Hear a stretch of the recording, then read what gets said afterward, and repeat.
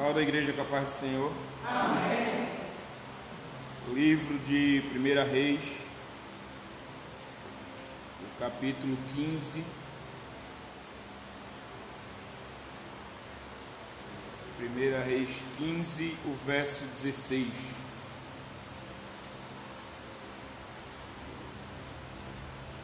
Livro de 1 Reis, o capítulo 15, o verso 16.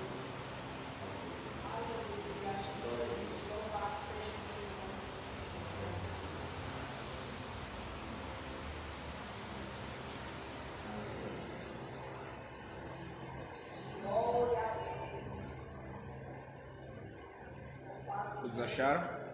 Amém. 1 Reis 15, o verso 16, que vai dizer assim: Asa e Baasa, rei de Israel, estiveram sempre em guerra, porque Baasa, rei de Israel, invadiu Judá e começou a edificar a cidade de Ramá para impedir a entrada e a saída do território de Asa, rei de Judá. Então Asa pegou toda a prata e ouro restante dos tesouros da casa do Senhor e os tesouros do palácio real e os entregou aos seus servos. E o rei Asa os enviou a Ben-Hadad, filho de Tabrimon, filho de Ezion, rei da Síria, que morava em Damasco, dizendo: que haja uma aliança entre mim e ti, como houve entre o meu pai e o seu pai. Eis que estou lhe enviando um presente, prata e ouro. Vá e anule a sua aliança com Baasa, rei de Israel, para que ele se retire do meu território. Ben-Hadad deu ouvidos ao rei Asa e enviou os capitães dos exércitos contra as cidades de Israel. Eles conquistaram Enrom, Dan, Abel, Bet-Maacá e toda a região de Quinerete, com toda a terra de Naphtali. Quando Baasa soube disso, deixou de edificar Ramá e ficou em Tirza. Então o rei Asa fez apregoar por toda a região de Judá, que todos, sem exceção, deviam ajudar a trazer de Ramá as pedras e a madeira que Baasa havia usado para edificá-la. Com elas, o rei Asa edificou Geba de Benjamim e Mispa. Amém? Pode sentar. Serei breve, acho que não chega nem a 8h40. Mas trarei aquilo que o Senhor colocou no meu coração. Amém? Mas, irmãos, o texto que acabamos de ler vai falar da guerra entre Asa e Baasa. Guerra essa que se arrasta por longo tempo, por longos anos. A Bíblia chega a dizer que durante todo o reinado de Asa, mas é só um jeito de falar, porque vamos ver que houve mais ou menos entre 7 e 10 anos de paz, principalmente depois que a guerra termina. O que acontece aqui é que são dois reis de Israel. Israel estava dividido, principalmente com suas tribos, então são dois reis de Israel. E Baasa, ele invade o território do reinado de Asa, começa a construir Ramá, que fica ali perto de Jerusalém. Então ele começa a construir Ramá, e ele construindo Ramá, ele constrói também como se fosse um portal, um portão, um local onde todos que viessem teriam que passar por ali, se identificar, e ali ele permitiria se entraria para o reinado de Asa ou se entraria para o seu reinado. Então toda a permissividade daquilo ficou na mão de Baasa, do rei Baasa. Assim ele invadiu o território do rei Asa, e querendo ou não ali ele estava oprimindo ao rei Asa e a quem estava dentro do reinado do rei Asa. Então ali começa uma guerra, começa uma batalha que vai perdurar por alguns anos.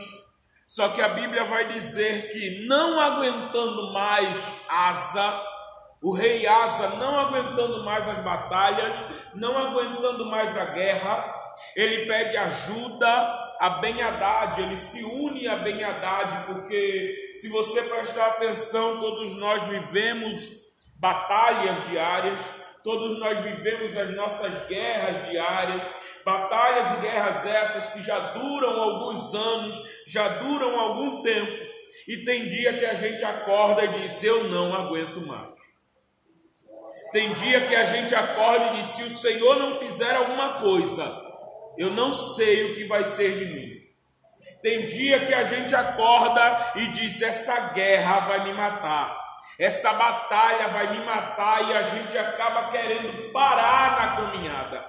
E não há outra solução dentro da guerra, não há outra solução dentro de uma batalha, a não ser clamar por socorro, clamar por ajuda. E esse clamor aqui de Asa, esse pedido de ajuda de Asa, é para com Ben-Hadad.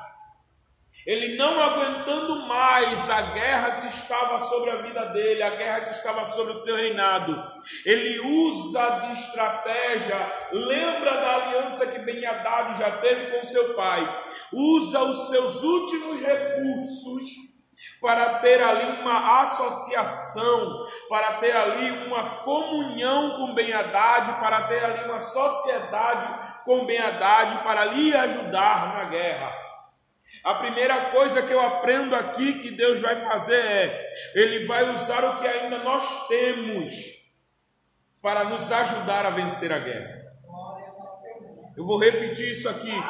No meio de uma guerra, quando a gente não tem mais saída, Deus vai lembrar o que a gente ainda tem na mão para nos ajudar a vencer a guerra. Porque no meio da guerra o nosso eu, o nosso íntimo nos move a perceber que às vezes nós não temos nada. O nosso eu só nos faz lembrar que nós não temos saída. Mas aí vem o sobrenatural de Deus para lembrar que ainda tem algo funcionando no ambiente em que nós estamos, e é isso que Ele vai usar para nos livrar dessa guerra, para nos fazer vencer a batalha. O momento em que vivemos é um momento de pandemia, um momento triste, um momento tenso, em que a imprensa usa de todos os meios para aprimorar ainda mais essa tensão, para piorar ainda mais o sentido de caos. E quando nós olhamos para dentro de casa, vemos as coisas apertando, vamos olhar para a televisão, parece que está 30 mil vezes pior. Só que Deus, Ele não fecha. Se você perceber, durante a pandemia, tudo fecha, tudo fica restrito, só que o céu, ele continua aberto. Você está entendendo o que Deus está falando? No meio da batalha, no meio de uma guerra, nada fica aberto na terra. Mas no meio de uma batalha, no meio de uma guerra, o céu continua aberto. Enquanto os homens na terra estão dizendo, eu vou fechar, o céu está gritando, eu ainda continuo aberto. E o céu continua aberto para nos dar saída, o céu continua aberto para nos dar solução. Então Asa vai usar essa sua estratégia, ele vai até Ben-Hadad, tem ali a sua sociedade com Ben-Hadad, Ben-Hadad aceita a sua proposta, ajuda ele nessa guerra, vai até os termos de Jerusalém, de Israel, invade as terras de Baasa, vence a guerra contra Baasa, Baasa foge de Ramá, onde ele estava construindo, fugindo de Ramá, ele volta para Tirza, ele vai morar em Tirza. E a Bíblia vai dizer que ao vencer a guerra, Asa ordena a todos os seus servos, e aqui eu chego no ponto principal da mensagem. Asa ordena a todos os seus servos que vá lá em Ramá, onde estava algo sendo construído. E agora tudo foi derrubado, quase tudo foi destruído. Ele ordena que vá lá em Ramá, pegue o que sobrou e traga para a construção. Eu Não sei se você entendeu, mas eu vou lhe explicar. No meio de uma guerra existem perdas. No meio de uma batalha você vai perder algumas coisas. Toda batalha ela vai fazer que nós venhamos perder algo, seja lá o que for. Por permissão de Deus, sempre nós vamos perder algo. No momento em que vivemos, há pessoas que estão no meio de batalhas e perderam pessoas que amavam. Você está entendendo o que Deus está falando? Mas isso é permissão de Deus. Isso não foi o inimigo que chegou e conseguiu. Não, Deus permitiu que isso acontecesse no meio dessa batalha. No meio dessa batalha haverá perdas, mas eu aprendo com Asa que no meio das perdas ainda sobrou alguma coisa. Asa vai perceber que a guerra aconteceu, a batalha aconteceu, a destruição em alguns lugares aconteceram, mas ele não atenta à destruição, ele atenta ao que sobrou, porque o que foi destruído já passou, já acabou, mas ele está olhando, eu não vou olhar para o que foi destruído, eu vou olhar para o que ainda está de pé. Eu vou olhar para aquilo que ainda está de pé. Eu vou olhar para aquilo que ainda sobrou. Porque Deus está dizendo a Asa: com o que restou da batalha, eu vou usar para você começar a construir algo novo.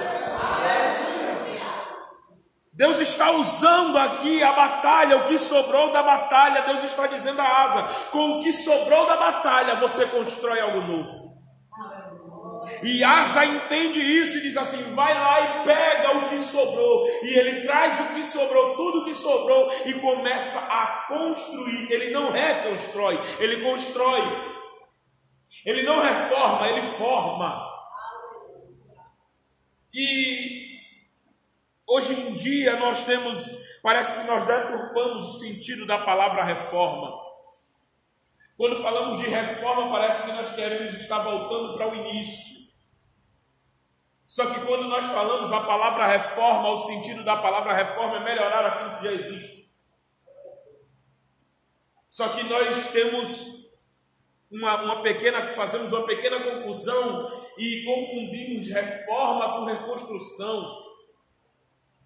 Reconstrução é quando você vai pegar alguma estátua muito antiga, alguma arte muito antiga, e ela está ali com alguma falha, e você manda algum artista ir lá e reconstruir, para ela se tornar de novo aquilo que já foi um dia. Só que nós temos que perceber que até a nossa primeira versão do primeiro amor, ela tinha falhas. Até a nossa primeira versão de igreja, a igreja primitiva, ela tinha falhas, ela tinha as suas falhas. Então não adianta nós orarmos e querermos ser o que fomos lá no primeiro amor.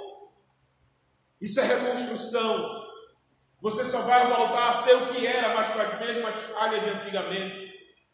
Só que Deus está dizendo: não é tempo de reconstrução, é tempo de reforma, é tempo de melhorar aquilo que já está bom.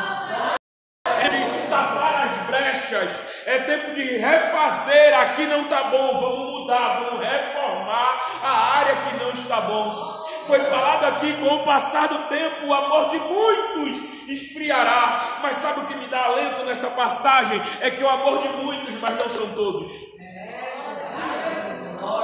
E a minha mãe sempre dizia: você não é todo mundo. Você não é todo mundo. O amor de muitos esfriará, mas eu não estou nesse meio. Não vos conformei com esse mundo, mas transformai. Ele não está dizendo reconstrói, ele está dizendo transforma. A Bíblia vai dizer que não é para a gente renascer, é para a gente nascer. Você está entendendo? Deus está dizendo: pega o que sobrou, o que ainda está de pé, e se apega nisso. A batalha, eu não sei o que a batalha tirou da sua vida. Mas Deus está dizendo: para de olhar o que a batalha tirou e olha o que eu ainda deixei. Para de olhar o que você poderia ter e olha o que você tem. É isso que Deus está dizendo. Porque batalhas vão vir, a cada batalha nós vamos perder algo. Independente do tamanho daquilo que vamos perder, mas nós vamos perder algo. Mas o importante é, Deus continuará conosco até a consumação de tudo. E enquanto Ele continua conosco, a gente pode até perder, mas Ele está dizendo, o principal continua. Observa o que eu ainda deixei contigo. Observa o que eu ainda deixei em volta. Observa o que eu ainda deixei de pé. Não, mas eu perdi isso, mas eu mantive isso. Não, mas o que eu perdi eu amava. E aí dói. Porque perder o que se ama, perder o que se queria muito, dói. Só que Deus está dizendo, só você não percebeu que eu fiz você, permitir você perder o que amava. Porque não era o que eu queria no momento. E às vezes isso para entender é difícil. Para entender essas coisas é difícil, porque a gente quer tudo do jeitinho que a gente quer. E às vezes a gente até diz assim, foi Deus que deu. Foi Deus que deu. Então se você tem certeza que foi Deus que deu, quando Ele toma, você tem que fazer igual a Jó. Deus me deu e Deus tomou, bendito seja o nome do Senhor. Porque se você tinha certeza de dizer, mas foi Deus que me deu. Então se você teve a coragem de dizer, foi Deus que me deu, tenha a coragem de dizer, foi Deus que tomou, e eu vou continuar glorificando ao nome dEle, porque Ele sabe o que é melhor para mim. Ele sabe o que é melhor para mim, Ele permite a guerra, para que eu depois da guerra venha entender o que Ele ainda deixou de pé na minha vida.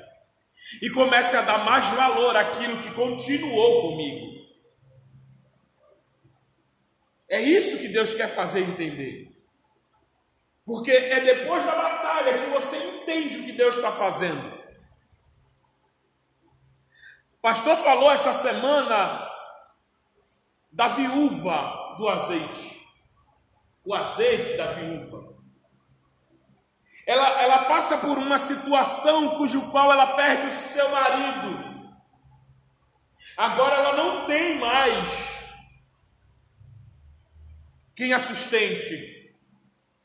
E ela poderia ter dito algum dia, foi o Senhor que me deu meu marido. Ela poderia ter dito, e eu creio que ela tenha dito isso algum dia, foi Deus que me deu meu marido. Foi Deus que me deu a minha família. Só que aprove a Deus permitir a ida do marido, permitir a morte do marido. Então ela passa por uma batalha cuja qual ela teve uma perda, a morte do marido. E com a perca do marido, ela começa a perder os seus bens, ela começa a perder dinheiro, ela começa a perder a renda, porque era a única fonte de renda, era o seu marido, seus filhos ainda são muito novos. Então a batalha, além de levar o marido, leva consigo algumas coisas que haviam em volta do marido.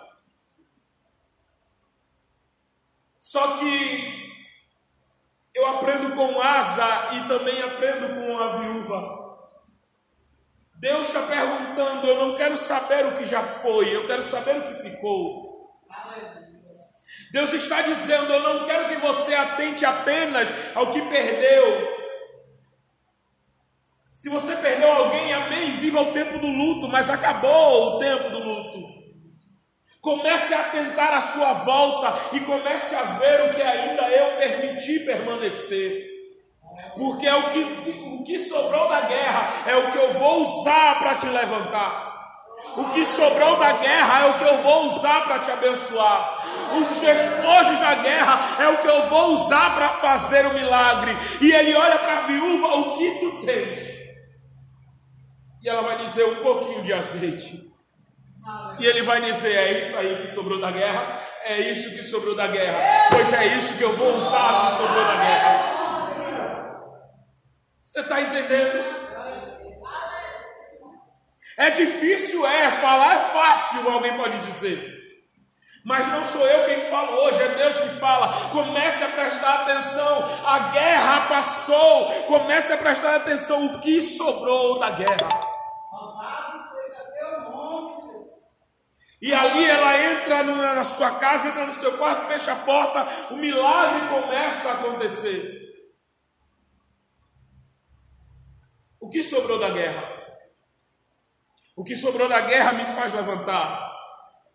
O que sobrou da guerra? O que sobrou da guerra me faz aprender. O que sobrou da guerra? O que sobrou da guerra me faz entender que o que passou, passou. E eu tenho que viver com o que sobrou. E quando a gente fala a palavra sobrar, parece que a gente está menosprezando aquilo que ficou. Só que quando Deus deixa algo sobrar, não é nada menosprezado, não é nada humilhado. O que sobrou é só um termo. Sobrar é só um termo. Porque o pouco com Deus é muito. Porque do nada Deus faz tudo. Porque de uma botija de azeite Deus faz litros e litros e litros e litros de azeite. Você está entendendo o que Deus está dizendo? Jó, o que é que sobrou? Sobrou só um caco de telha, Jó, então coça. Só sobrou isso, Jó, coça. E agora, Jó? Não posso fazer mais nada. Jó, não sobrou mais nada? Não sei, Senhor, sobrou. E o que foi que sobrou? Ainda sobrou a tua voz, Jó. Tu ainda está respirando, Jó. Então o que é que tu vai fazer, Jó? Não, eu vou orar pelos meus amigos. Jó, o que é que sobrou? Sobrou a minha voz, então ora. Olhou em volta, não sobrou nada, mas ainda consegue falar, ainda tem joelho, dobra e ora. Olhou em volta, ainda não sobrou nada visível, então sobrou aqui dentro. Se sobrou aqui dentro, dobra e ora.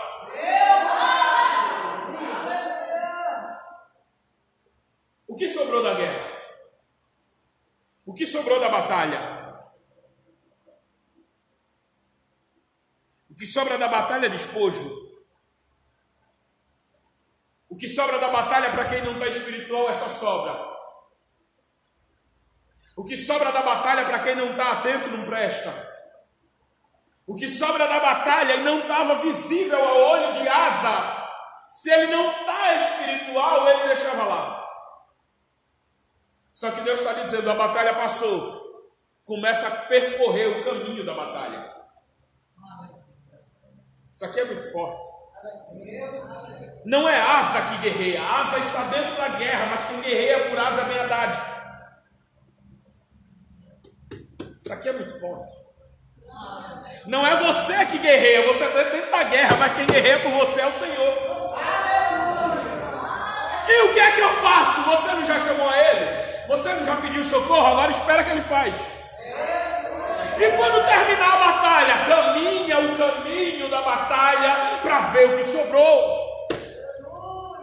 Porque tem gente que quer que Deus lute e Deus ainda traga o que sobrou. Não.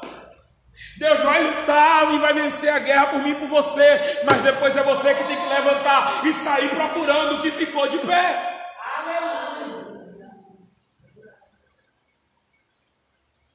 Você está entendendo? Se Asa fica dentro do seu palácio, Asa não perceberia.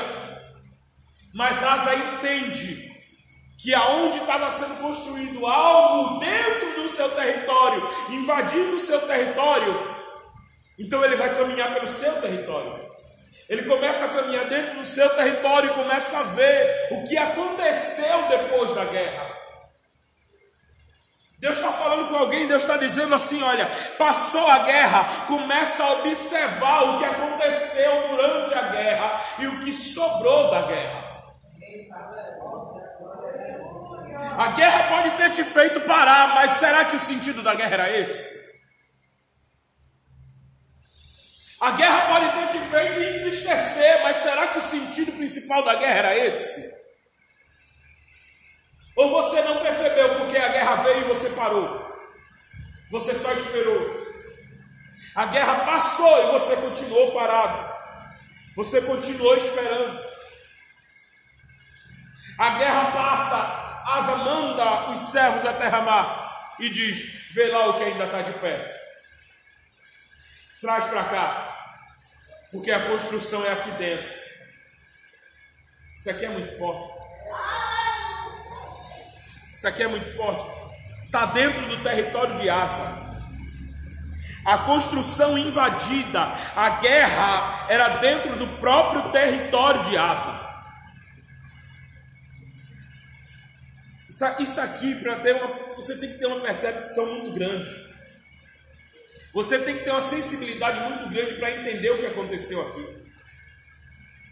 Imagine que alguém entrou dentro da sua casa e começou a morar lá sem você deixar. Começou a construir dentro da sua casa um quartinho, um puxadinho, sem você deixar.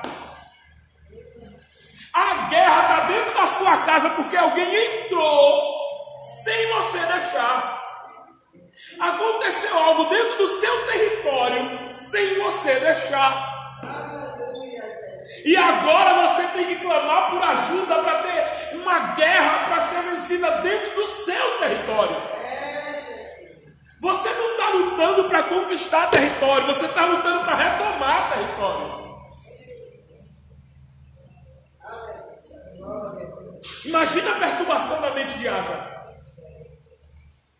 Vamos para a guerra? Vamos. Qual é o sentido? Retomar território. Retomar aquilo que já é meu. Mas que por um acaso, por algo que aconteceu, invadiram e tiraram o meu senso de território. Tiraram um pouco da minha liberdade. A guerra veio e tirou um pedaço. A guerra veio e tirou um pedaço daquilo que era meu. Era a batalha.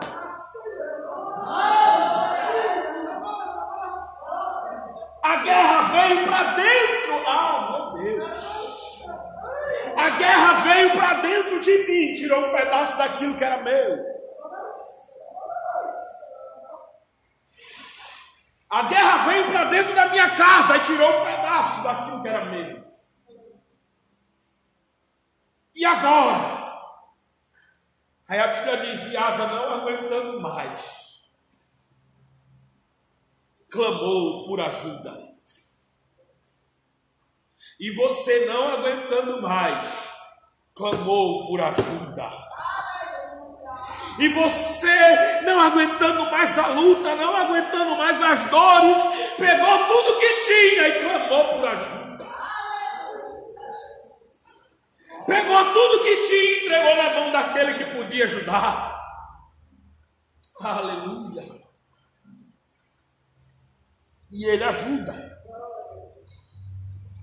Mas agora perceba, ele diz que vai ajudar, mas aí entra um outro nível da guerra. A guerra vai ser iniciada, a batalha vai ser travada, mas perceba, ainda é dentro do teu território. Ainda vai ser dentro do teu território. A guerra está acontecendo e é dentro do teu território e tu tem que ver a guerra acontecer. A guerra não vai acontecer em outro lugar, não. A guerra vai acontecer onde é para acontecer. A guerra vai acontecer dentro do teu território, porque o motivo é o teu território que foi invadido. Foi tirado algo de você durante a batalha. E sabe o que é pior? É que a guerra vem e as perdas não param, elas continuam. A palavra pode ser difícil, mas é essa mesmo. Só que quando termina a guerra, você perdeu alguma coisa, mas ao mesmo tempo você recuperou outra. Não entendi. Algumas casas foram destruídas. Algumas ruas foram destruídas. Mas quando você olha ao redor, você teve a sua casa de novo. Quando você olha ao redor, o seu território está completo de novo. Quando você olha ao redor, você foi restituído de novo. Porque a palavra vai dizer, restituir-vos-ei os anos que foram consumidos. Isso aqui é forte. A guerra vem e faz perder, mas ele está dizendo, eu vou restituir o que sobrou. E sabe o que é lindo aqui? Ele vai dizer, restituir-vos-ei os anos que foram consumidos. E uma parte do texto vai dizer, e lhes fartarei com o melhor de Deus que ainda está por vir. A perda vem, mas o que sobrar, ele está dizendo, eu vou usar o que sobrou para restituir. Perdeu, mas o que eu ainda deixei é para restituir.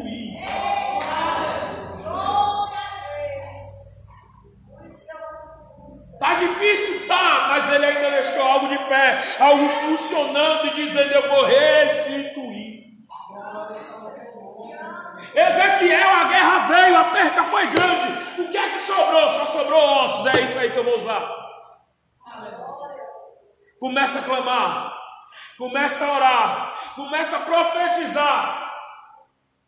Porque é o que sobrou depois da guerra que eu vou usar. Finalizo agora. Vou até fechar. Deus está dizendo, para de olhar o que já foi. Para de olhar o que já passou. Começa a olhar o que eu ainda deixei. Porque o que eu deixei, eu vou fazer restituir aquilo tudo que você perdeu. E vai ser em fartura. Meu Deus. Perdeu um, eu estou dizendo, o que eu deixei é para fazer nascer dois. Aleluia. Eu vou restituir. Eu vou reformar. Eu vou fazer algo novo. Amém? Aplauda o nome do Senhor. Deus abençoe.